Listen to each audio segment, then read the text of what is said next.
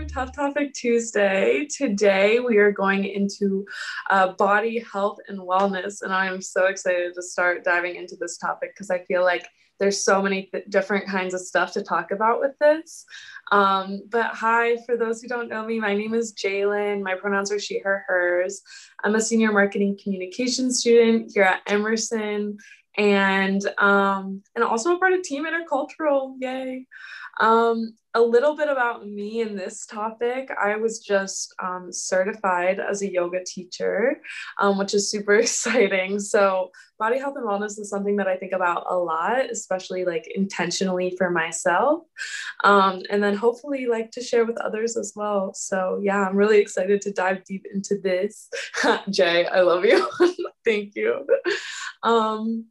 And yeah, I kind of want to open the floor, let our panel introduce themselves. We have Johnny, Monica, and Jam on our panel today. And then we can also open it up to everyone else introduce themselves as well. Thank you, Cynthia. I just got them done.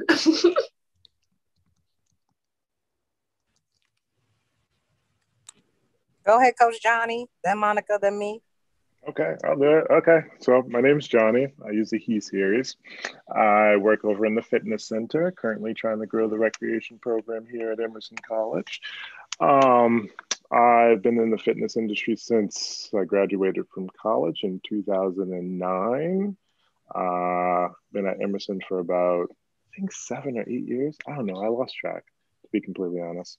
But I'm excited to talk to everybody and see what everybody else's viewpoints on health and well-being are.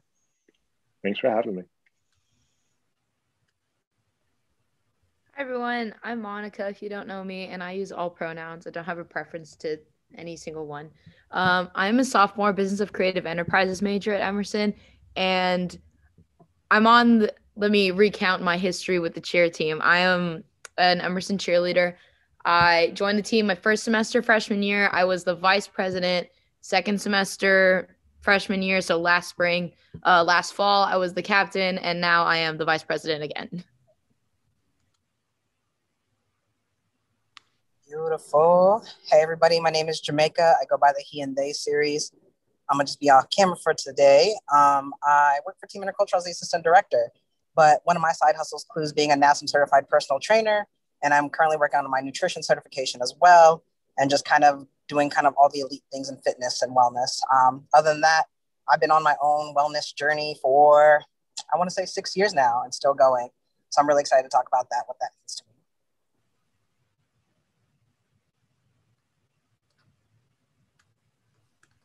me. Awesome. Thank you all for introducing yourselves. Oh my gosh, we have so many different perspectives. I'm so ready to kind of dive into that.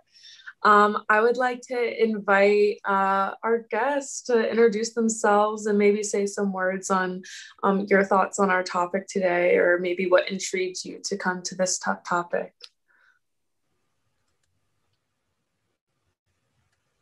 I'll start.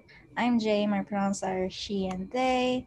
I am a sophomore and I regularly come to Top Topic Tuesdays, but this one in particular, I guess, my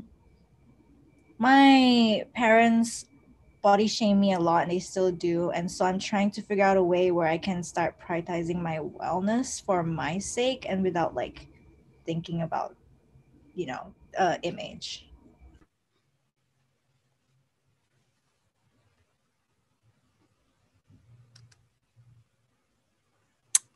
Hi everyone, I'm Jaleesa. My pronouns are she, her. I didn't realize I was unmuted this whole time, so I'm glad I didn't say or do anything. And I'm also currently trying to share the sunspot in my room with my cat, so my camera may be on and off throughout this. But I am a member of Team Intercultural as well. I'm the multicultural specialist. So for that reason, I tend to come to a lot of these. But also, I just feel like there is a lot to discuss in terms of body and wellness, especially in marginalized communities. And as most folks know, my training is as a clinical social worker. So the intersections of just community, mental health and physical health and white supremacist ideals around bodies and wellness are all things that I'm really interested in exploring and deconstructing. And so beyond just supporting some of the amazing people on the panel, that is why I'm here.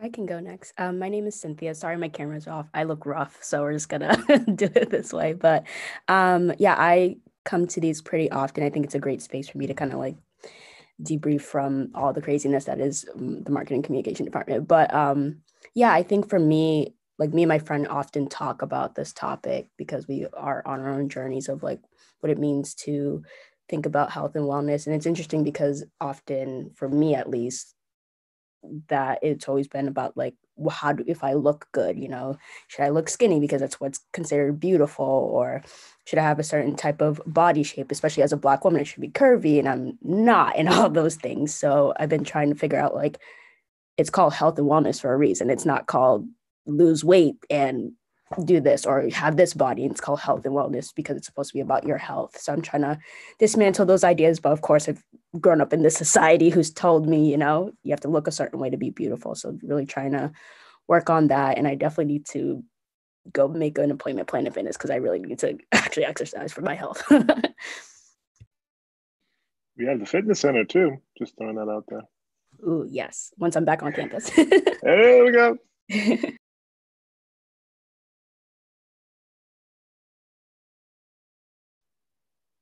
Word. Anybody else? Jalen, I ain't trying to take your spot, but like I'm just moved right now by like everybody just being as real as they are. That's kind of what happens in Tough Topic Tuesday. So if you're not used to that, welcome. This is kind of what we do. This is just how we are with each other. And I'm excited to kind of delve more into that. But I wanted to make sure if there was anybody else left, if you wanted to, you could speak. I know my kapate is walking kilo, so. Yeah, I can y'all hear me? Yes, sir. Hello, everyone. My name is Shan, he, him, his, allegedly residence director in PNRO.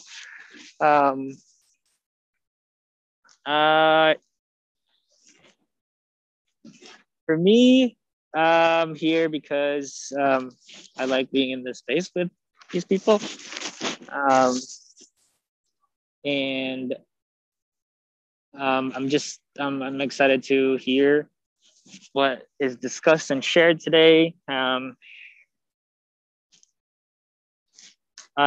like many of the folks that shared here have their own journey. And I think that I've been on my own for a long time, and that's looked different from year to year.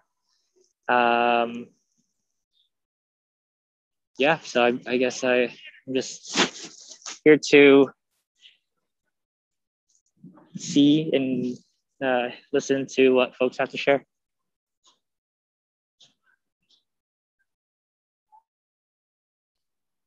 Thank you so much, everyone, for sharing. I'm feeling really moved and just excited for this conversation today.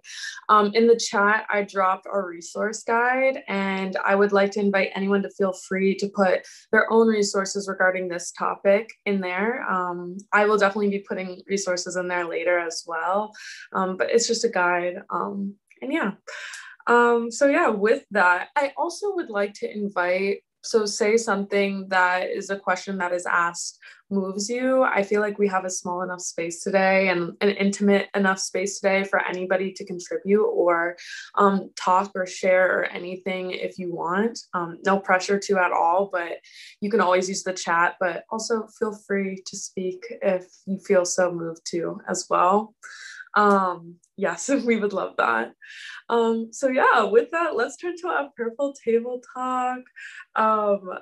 My first question for everyone today is, what are the intersections between body, health, and wellness for you?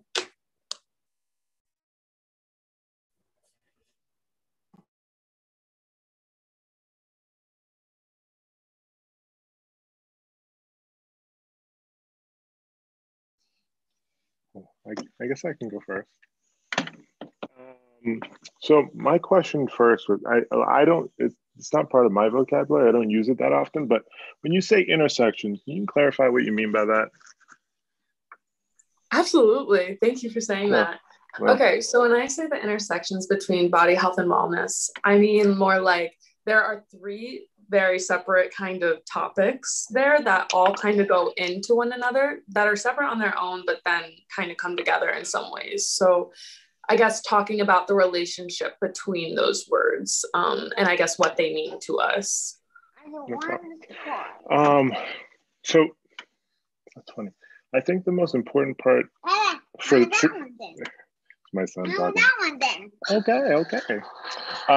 Is just when I think health and wellness, I think health of the body, health of the brain, and how that functions, and how you function psychologically, emotionally, and physically. So I think of it all as one, to be completely honest. And if you can keep those and maintain the equilibrium that you have for those areas of the body, I think that's kind of what is important for me personally. I don't know about everybody else. I'm sorry.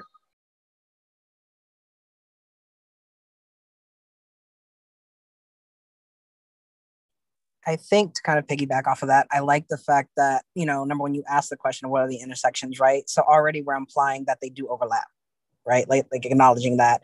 When we usually think of health and wellness, it's interesting to me that even those terms are kind of separate, right? Instead of just what is my overall wellness in regards to everything, my mental, my body, whatever. But I think then when we get into parsing those things out, it's like, maybe what is the focus? Maybe I haven't been paying attention to my body enough today, and so it's affecting everything else. Maybe I actually haven't been paying attention to my mental health today as I should have, so it's affecting everything else. And so when you talk about the intersections, for me, it's acknowledging like obviously how they're together, but for me, it's thinking about if I want to think about the whole thing, I need to go to my parts and my pieces to understand what is, I don't know, maybe funky, or like I'm not feeling, or even the opposite, like what feels great. I'm like, dang, you can't tell me nothing. I woke up, I look good today. Ooh, ow. And so like nobody can tell me nothing when it comes to my body or my image, because my mental health is like skyrocketed. So those are kind of how those work out and pan out for me. Yeah, that hits hard, Jam. Like very much learning how to listen to your body, I feel like is something that I'm grateful that I adopted at like a somewhat young age. Like as I like dropped in the chat, I've been an athlete my whole life. I started swimming like competitively when I was 10. So I swam from 5th to 8th grade, and then I played volleyball from 6th to 10th grade. Played water polo in 9th grade, and then cheerleaded from 10th all the way up to now. So I've always just been like doing stuff overachiever now. I have like, my sister played volleyball, all of my sisters swam, like, we all just kind of did stuff together.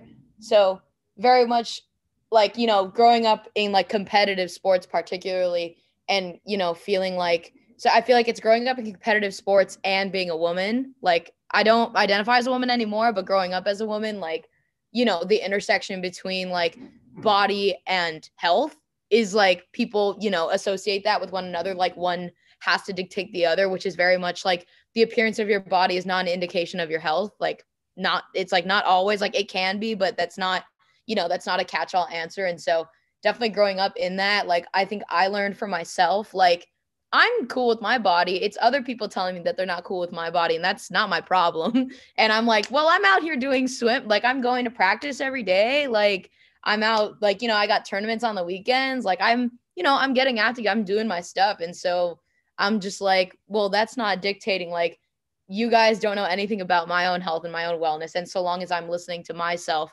and like, knowing that, I have that security, and then I'm checking in like, hey, how we doing? Like, do we need to take a break from practice? Like, do we need to step back a little and not just keep going? And so I'm like grateful that I kind of adopted that mindset for myself and was like, I'm not taking bullshit from anyone. Like I know my own story and I know what's going on with me, and that's nobody else's business, and it's no one else's, part to say in it. So I definitely like grew up thinking about that a lot. And like, I internalized that mindset in myself from a young age to be like, no, like excuse my language, like, fuck you guys. Like, I know what's up and I know what's up with my body. And I've continued to, try to incorporate that as I grow up. And again, like growing up, being a woman in like American Western society is definitely, definitely challenges the way that you see your own body. But yeah.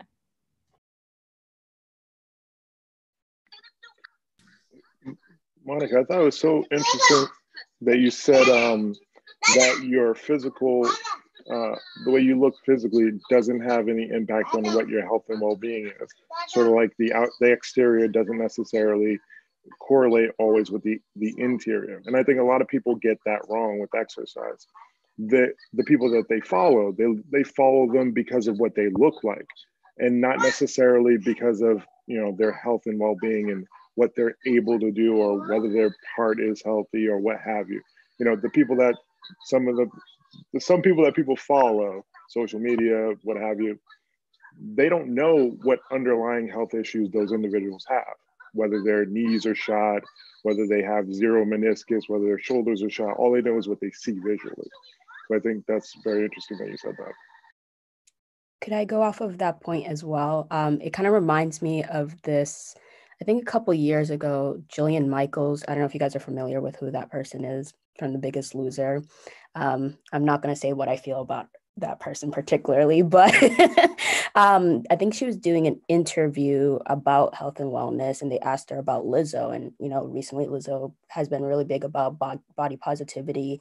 And I feel like the internet really always comes to her just because of the way she's shaped, and she's beautiful and she's gorgeous. And they were talking, I think they asked a question about like, hey, like, what do you feel about the body positivity? And Jillian Michaels was like, it's cool to like an extent, but we shouldn't be like, what's it called, promoting like obesity and these other things. But I'm like, Lizzo is perfect. I'm pretty sure she's healthier than me, because I know I don't really exercise, so I know she's more healthier than I am.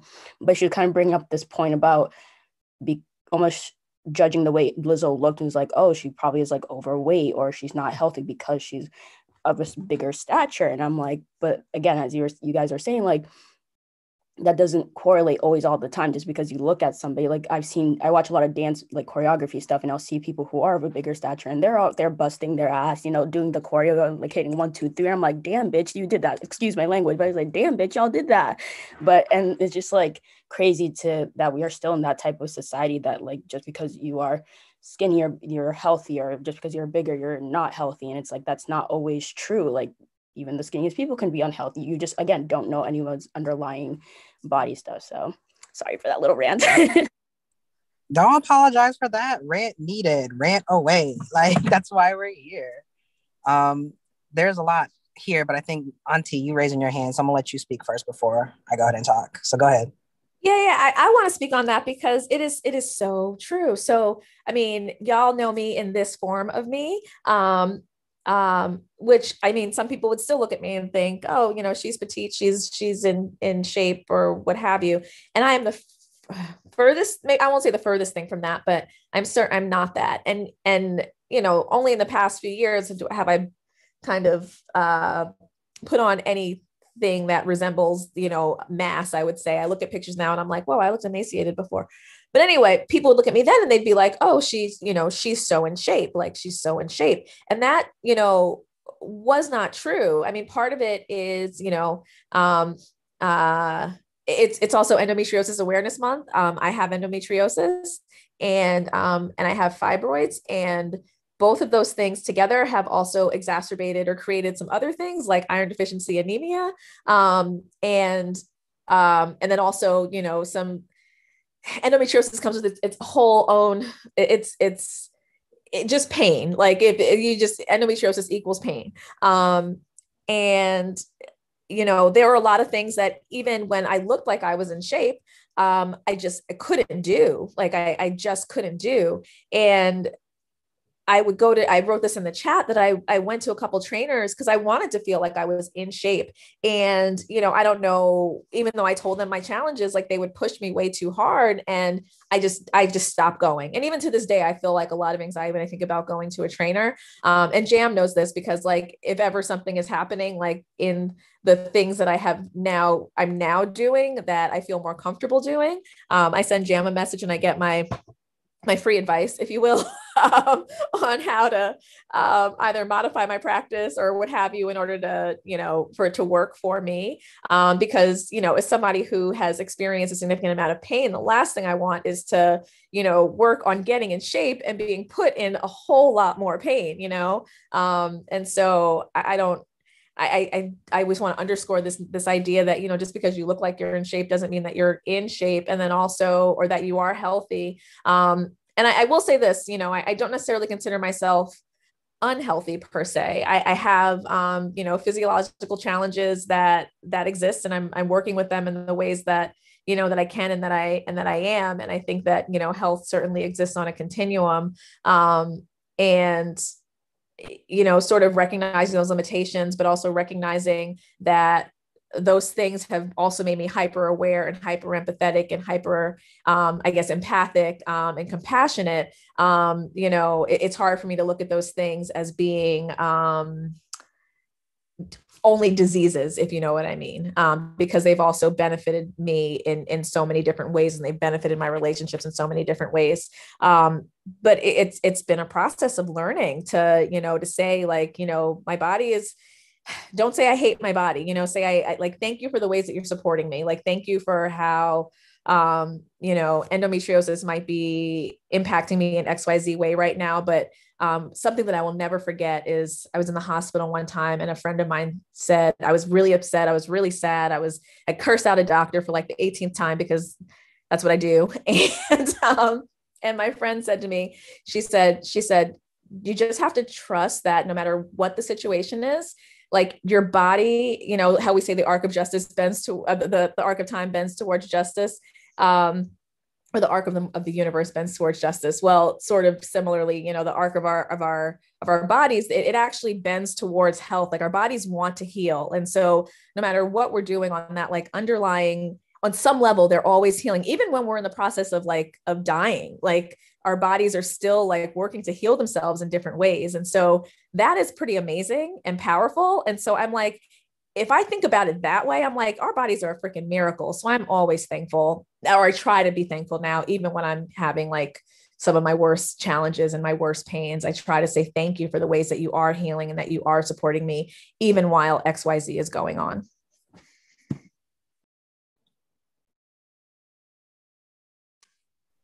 Wow. All of that. And I just wanted to like pull some things from the chat, like to Johnny's point. It's like and kind of the point of modifications is something that I kind of heard from you, Tamia, that you were talking about, like with like going to a trainer and then being pushed to a limit that's like not like just not enjoyable, first of all. And then because working your body, moving your body should be enjoyable. It should feel good. Like, that is the point, right? Is to feel good. That is like the ultimate goal, right? And it just made me think about like modifications and stuff, because even in at least yoga specifically, like for me, like a lot of my education with that was within modifications, because people think you go to a class and you need to look a certain way and like present this image and like create these kinds of shapes with your bodies, but it's not about that. It's bringing intentional movement to feel good. And I love that so much. But y'all brought up so many amazing points that I just want to touch on a little bit, like at least from my own personal experience. Like, I was also an athlete all growing up and stuff, and that was kind of like the identity that was like placed on me as well. And when I was younger, I was a gymnast, a competitive gymnast, which, if anyone knows anything about gymnastics, it does kind of breed a very toxic environment.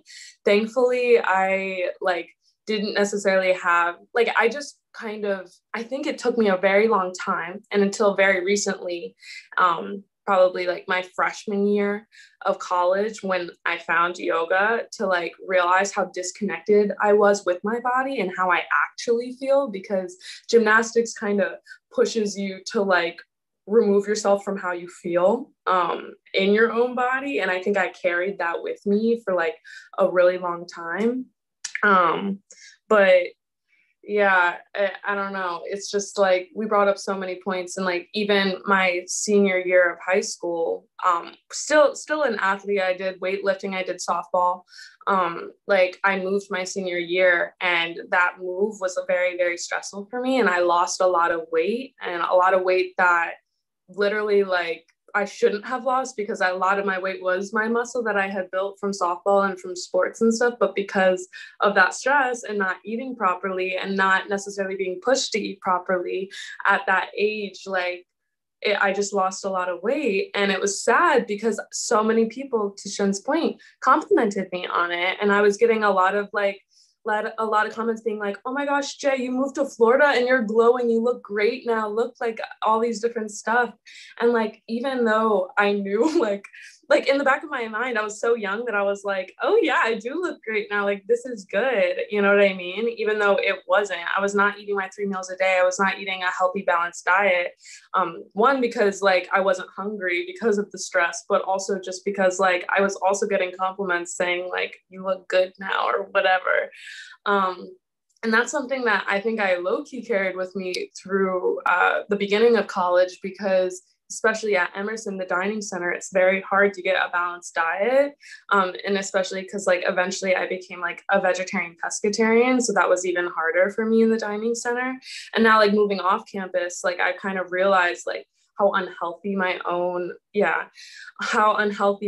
eating habits are. And now I'm like very, very conscious of like getting all the protein that I need for the day, and like making sure I eat 3 meals a day, and say like it starts later in the day, like I will still eat later in the day and get that 3rd meal in. But just being like intentional and conscious about it. But it's like so sad how many like preconceptions that we are just like that are pushed on us and then are kind of attached to us in some ways if we are not like conscious of like letting that go and knowing what is good for you, your body, your health, and your own like mental well-being and physical well-being. But anyways, I guess that kind of now, yeah, Shen. I feel like now I kind of want to talk about let's like kind of turn this, I kind of want, because we're kind of talking about like the toxicity kind of in some of these aspects and bringing like intentionality to it. So I kind of want to go on that topic before we turn into how we can take care of ourselves and stuff like that. So let's go here first. So let's talk about toxicity in the health and wellness industry and the way that it seeps into our preconceptions of our own bodies.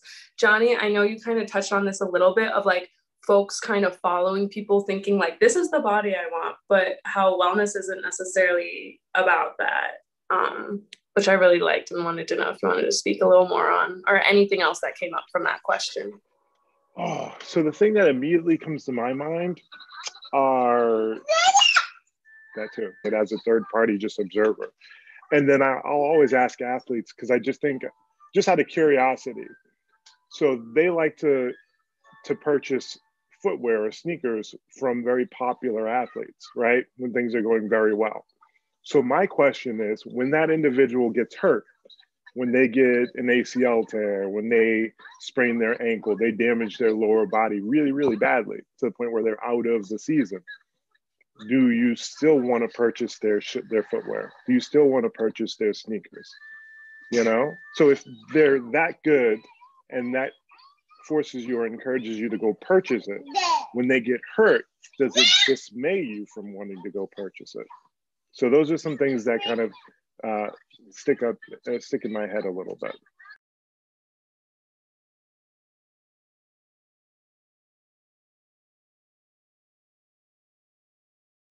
Jalen, do you mind repeating the question right quick? Absolutely. So let's talk about toxicity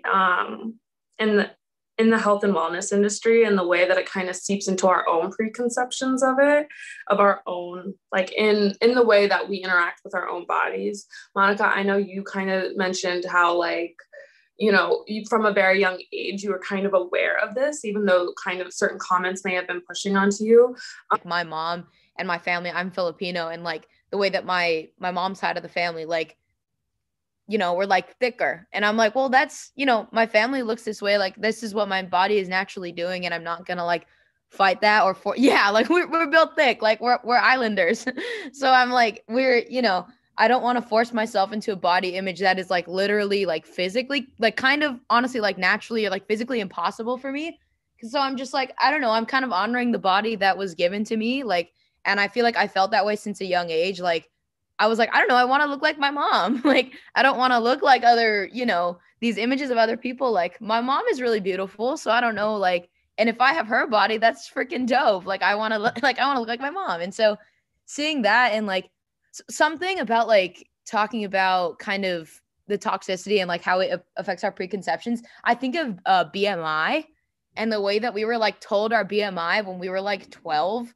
And I'm like, you telling like middle school girls about their like BMI and what that says about you, particularly like because I was like kind of a muscular 13-year-old because I was like a swimmer, which is like funny. But I was also like I was like, we were really like educated. Like my swim coach would educate us on like, these are the parts of your body that you're working out. We would like learn like our anatomy and be like, work out this to get better in your technique in this area. And like, this is your stuff, like he very much promoted like, this is all parts of your body working together, like to make you a better athlete, which was really, really, special. But so then I kind of had that awareness, like I had that education and I just had that kind of like bodily awareness. And then I would go to school and in like health class, they were like, this BMI means that you are automatically unhealthy. And I was like, no, it doesn't. I was like, okay, this specific number automatically, like, there's no way one specific number could tell you everyone's health history. Like, that doesn't make sense. And like, it's crazy that you even teach kids that when they're like 12, that like this number is going to dictate, the way that your life, how you're living your life. And like, this is going to tell you everything about you. And I was like, no, that's not true. Like, I know that's not true. But yeah, it did suck because like I was great. Like I was like lucky enough to have someone like a figure like that in my life who was like, these are all the parts of your body that are working together, like very much having that awareness and not treating it like it's a bad thing or anything like that. So definitely like that. And then seeing both sides of it and seeing like what we were learning. And I was like, wait, what? Like, what are we learning? This doesn't seem to track. Y'all just, the collective wisdom is like, oh my God. Quite a few things. First off, the education piece, right? And then the culture piece, right? The things that were like taught when you come to a different state of being. So I was born in the Philippines, had to come to America and was essentially raised here, but that didn't mean that I still didn't have kind of those culture roots. So much to Monica's point, like my family's always been thick. That's just the way we built. Like people kind of joke about my legs a little bit, like they're tree trunks. I'm like, yeah, they're meant to be sturdy and strong. Like that's just how it supports the thickness up top and everything else. But I wanted to say, when you talk about the education piece and like that textbook anatomy, right? It brings back to what Jaleesa was talking about, kind of like the marginalization of communities and how the focus kind of tends to be placed here or there, or what Shen mentioned in the comments about white people's like toxicity of losing weight equaling health, when really like, no, there's just so much else there. To then the cultural awareness of that Jay in the comments talking about, and Monica touched on it too, about like, the Asian society to be thin, fit, and pretty in a way, and how those kind of overlap. I guess is, but look it up. And that kind of goes to this educational piece, I think, for when we talk about all that. You fast forward, right, into everything else, and much to Johnny's point, you see, again, for some reason, this emphasis on thin or whatever, but then there's a trend going back to thick, but then what does that mean? When really it's just acknowledging we all have different bodies. Goddamn. At the end of the day, we all have different bodies. And so what does that mean to then honor your body where it's at? For me personally, I've always been a thicker boy. I will say that I was at an unhealthy weight for me because it affected things like my breathing, my ability to move. So for me, being at an unhealthy weight means, what is it affecting that I cannot do that my body should be able to do, right? Like I should be able to walk and be just fine. Now, that's not including other things like, my seasonal asthma. Okay, I got that too. So I got to factor that in. But for me in my journey, when it comes to losing weight, if you will, sure, that was part of it, but that was never, ever my main focus. And I feel like when you think about the toxicity, I think that's always the main focus, to lose weight, right? I'm not going to say that there haven't been days where like I haven't felt fat or whatever, you know, those words that creep into your mind or your head, because I definitely have. But I know that what it went to wasn't necessarily about my body. It was how I felt in my body. And for me is kind of what Shen said earlier is like, do I feel strong? Do I feel powerful? And for me, those are my important focuses for me. I want to be strong. I want to be powerful. I want to be flexible. I want to be able to have the mobility and range of motion in my joints and to do the things that I know I'm capable of. My favorite thing in high school, and now I'm a competitor, is going into some sort of, you know, sports athletic match or whatever and being, what's it called? Like the underdog, like people kind of like, oh, like he can't do XYZ because look at his body. I'm like, bitch, come on, step to me. Let's see what happens. And usually scoring either the most points on the team, either moving in ways that they didn't think that I could move because I'm a thicker boy. They're like, oh my God, did he jump that high? Did he use his feet like that? How did he do that? And it's because, again, we're disassociating and maybe not even crediting the beautiful, amazing things our bodies can do. It's just a matter of how you do it and what you pay attention to it. So I thank everybody for sharing part of the stories. And I just kind of wanted to share that for me. And I will say this one thing, and then I'm going to stop talking for a little bit, is that when I got injured, my sports injury, oh my God, that was like the most heartbreaking thing because there were things that I just could not do, like walk. Like I couldn't walk for a grip. And that makes me think about then what we bring into other parts, right? Like I'm a very able-bodied person, but not being able to walk doesn't mean I'm like not abled, right? And so having to come to terms of addressing a lot of things that is still stuff that I'm working on. And the only thing that gave me strength in that moment, because I'm not gonna lie, like I was pretty beat up because I was like doing Spartan races. I was like testing my limits and I was like going for it. The only thing that kind of got me through that really dark time was, number one, the support of the people here that had my back, who knew I couldn't even cook for myself, and cooking for myself brings me joy. So they brought me food. And also Jaleesa, who's also going to jump in here in a second, and my kapate Shen. Jaleesa said like the most endearing thing to me that's always stuck with me. So I'm gonna just shout you out, Queen, all the time. She said, you know, I thought about my body, and for you, Jan, maybe this helps. What if I thought of a body as like, not as an extension of myself, but rather a part of myself, like a partner. So if my partner is good to me, right, and my body is oh so good to me because it works without it me even having to, right? It works without even me putting all the stress that I put it through, right? Then why can't I be better to my body? Why wouldn't I be better to my partner? So that really kind of put things in perspective right now. That moment in my life, my body was asking for rest because it needed it. So I needed to just lay the fuck down and let it heal and do its thing because it takes care of me regardless of what I do. So I need to do what I need to do for it so it can do what it does always. But then even better. So I just wanted to shout that out. Jaleesa, that helps me through a really hard time. And you always tend to help me through a really hard time. So I just need to like shout you out for that. So, all right, I'm gonna stop talking now. Love you. I'm literally almost gonna cry because I remember sending Jam that message, and I think that's actually the perfect segue of, for me, about 2 years ago, I had this like moment, this very weird moment of realization of how little what my body looked like had to do with like my worth as a person and my lovability.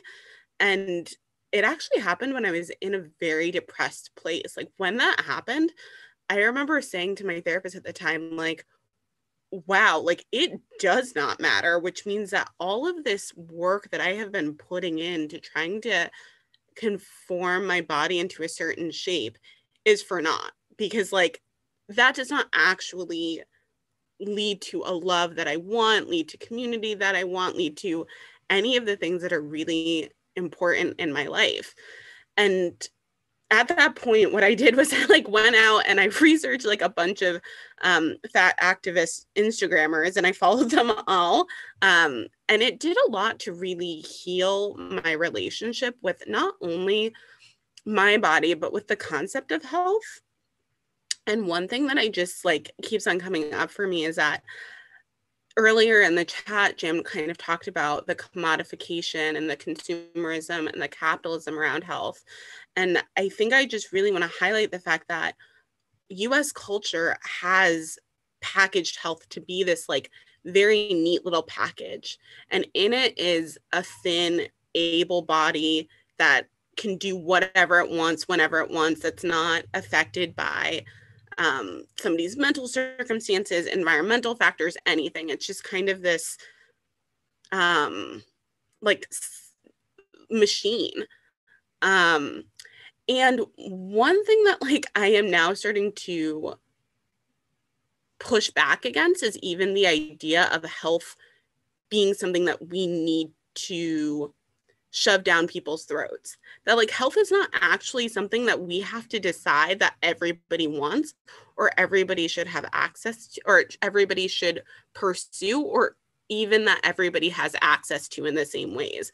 I think Tamia and Jam have both spoken about ways in which our ability to pursue health is in itself a privilege and in itself is not something that like we always have the same amount of access to.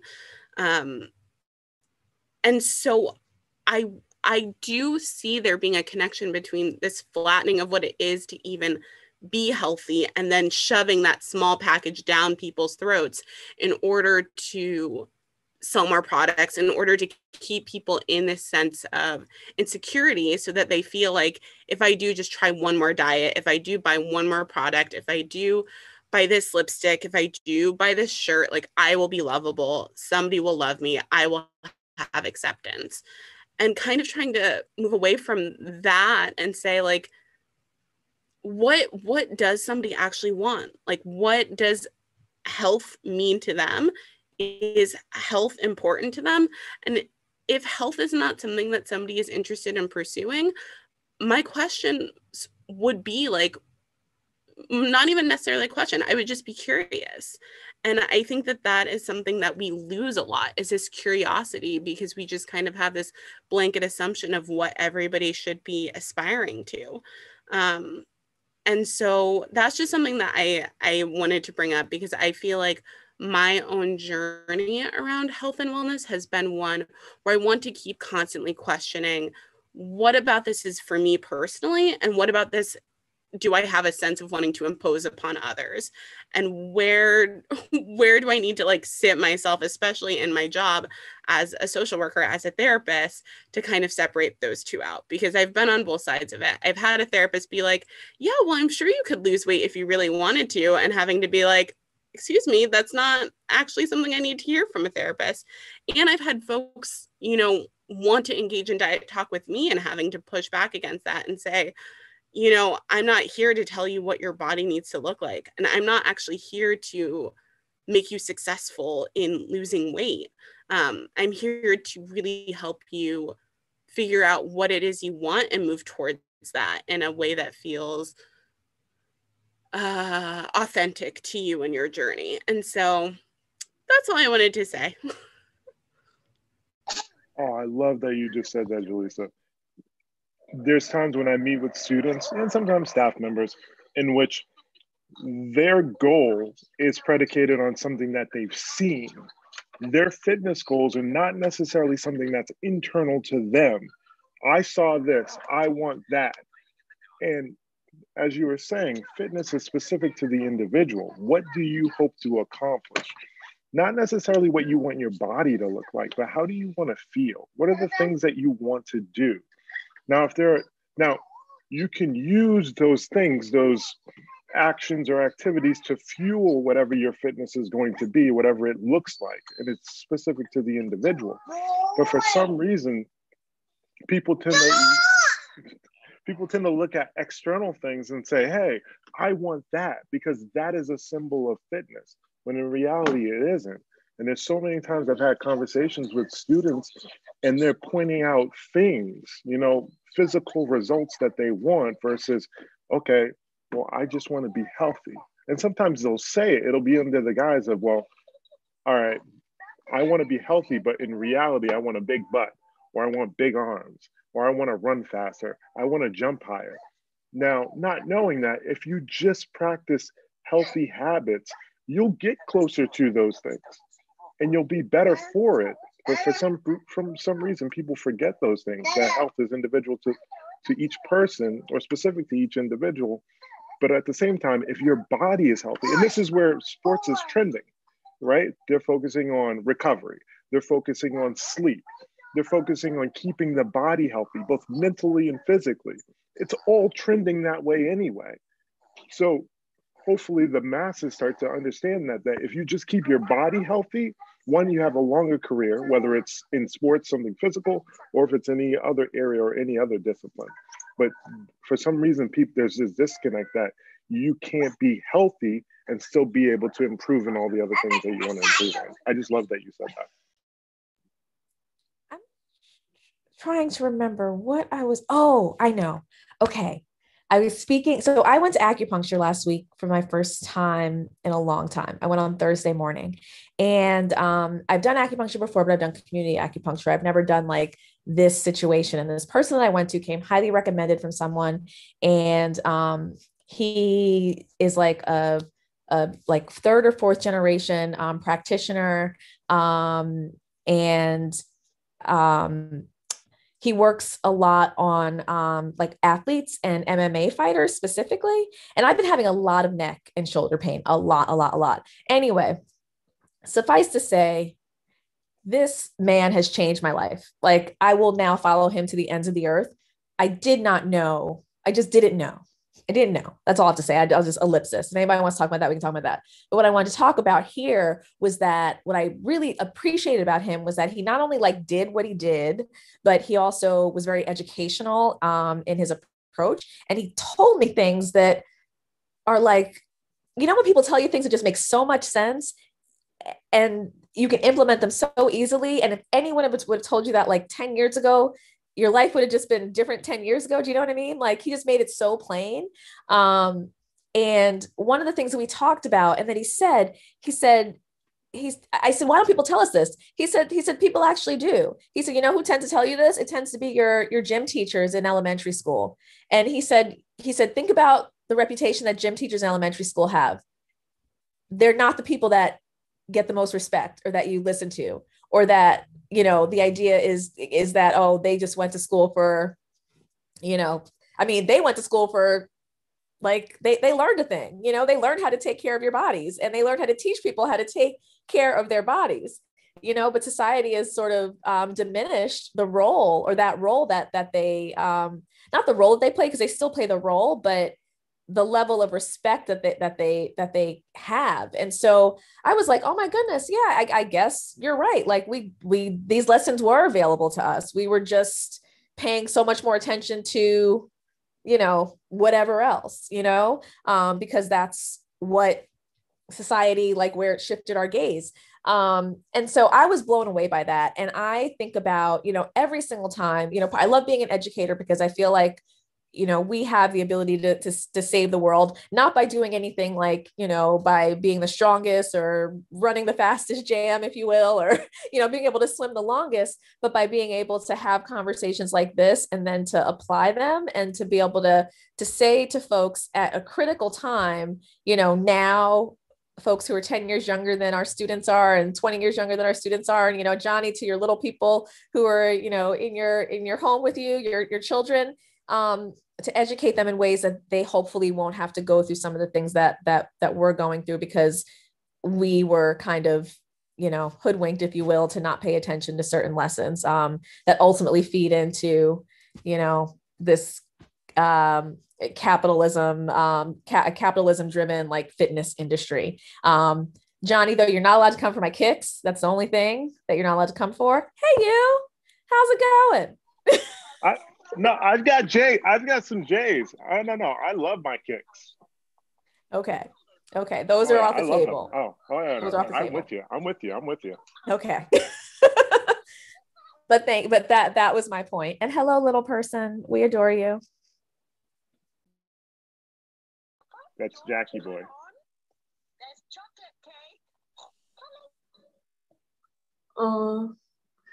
Wow. Thank you, Mia, for sharing that. Also, please drop that acupuncture person in the resource doc, because wow, that sounds very intriguing to me, and I bet others as well. All right. Wow, I'm actually so happy about how this conversation went today, because I think just based on our introductions and how we started out, this is where the conversation needed to go. But let's kind of close out today by allowing our panelists to sort of talk about specific kind of task items that work for you in taking care of your own personal health, body, wellness.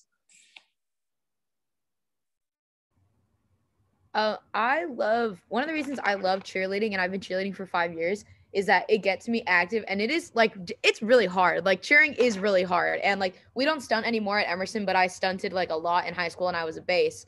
And just like, I felt like it was just like, I was working hard and I felt great. Like, it's so fun. It's really hard, but it's like one of my favorite things to do in the entire world. And so like, sometimes for me, like if we practice once a week, which is really, really awesome. Thankfully, we've gotten a space to practice. So now we get to like play, and we get to like teach this semester, which is really fun. But sometimes like I'll for real just turn on my old routines from high school and just do them in my room, like just to get moving. Like, and it's hard because it's hard work to like, not only to remember them, but like doing jumps like in the middle of routine. I get so winded, but it's so fun. Like, just one thing I really love about cheer is just how fun it is. Like, I'm doing it, I'm moving around, I'm getting active. So like, honestly, like that's one thing I do to like help me. I'm like, all right, let me get up and move around a little. Like, let me get up and dance. And like, I just love to dance. And so, yeah, sometimes I'll just like be sitting around, and then I'm like, what's something I could get up and do really quick just in my room, like to get myself moving and get myself grooving and like just have some fun. So I love to put on like music that we've danced to before and just like remember my routines. It also makes me like nostalgic. But yeah, I think just kind of doing something little, like to get up and get yourself moving, and like something you can even just do in your room and just like, you know, boogie a little, get the blood flowing, get the blood pumping, which is something I really like to do.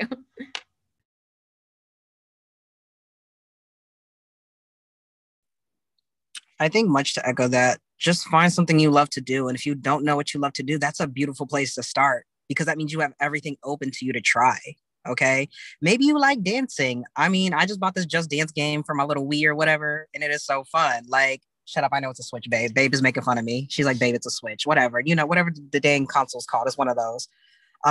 But just do something you enjoy, or set like a goal. Like, I think all the little things you do every day add up. For me, the most important thing for me is food. Like, I want to eat something that makes me feel good, because when I eat something that makes me feel good, I just feel better about my dang day. So sometimes that might be a coffee in the morning, or it might be a tea, or sometimes it might be that golden turmeric milk I take a little extra minute because I deserve it today to make for myself in the morning.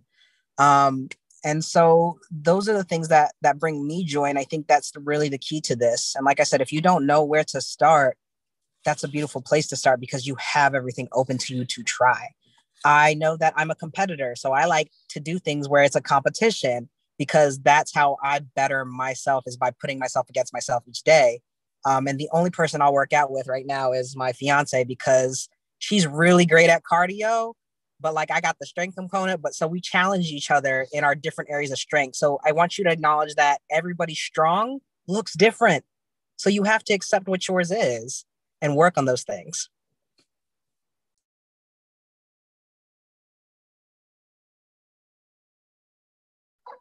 Am I next? Okay. You know what I think is really important, or what's worked for me, is just kind of what you say to yourself when things don't go well. Because it does have a lot of power, what your thoughts are, how you are representing what just happened. You weren't able to do something, you didn't accomplish the goal. What are you saying to yourself? You know, what are you going to do the next time?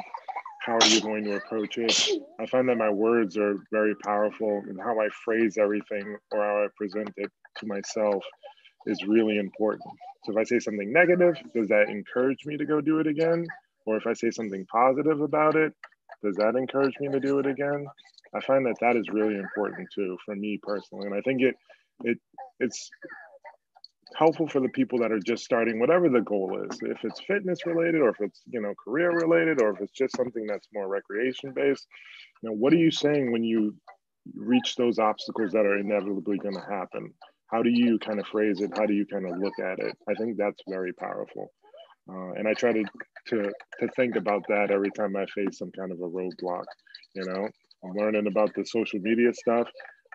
There's hits and misses. What do I do if one gets more reach than the other? How am I going to think about that? So I find that that's very powerful for me, at least. And I think it's helpful for other people too, or it could be. I don't know.